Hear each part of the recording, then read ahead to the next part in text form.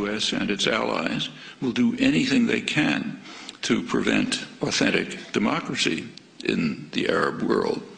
The reason is very simple. Across the region, an overwhelming majority of the population regards the United States as the main threat to their interests.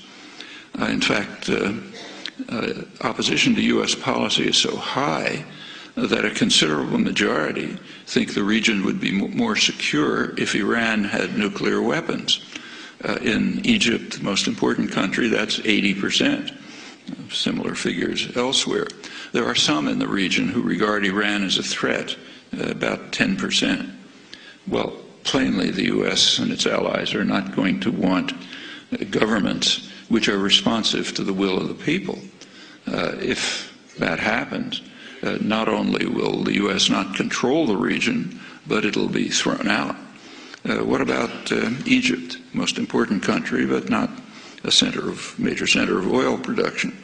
Well, in Egypt and Tunisia and other countries of that category, there is a game plan which is employed routinely. So commonly it takes virtual genius not to perceive it.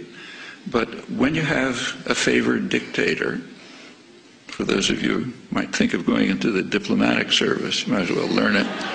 When there's a favored dictator and he's getting into trouble, support him as long as possible, full support as long as possible.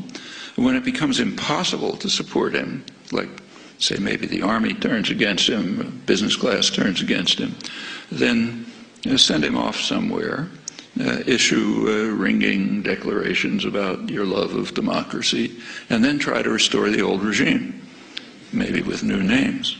And that's done over and over again. It doesn't always work, but it's always tried. Somoza, Nicaragua, Shah in Iran, Marcos in the Philippines, Duvalier in Haiti, Chun in South Korea, Mobutu in the Congo, Ceausescu was one of Western favorites in Romania, Suharto in Indonesia. It's completely routine, and that's exactly what's going on in Egypt.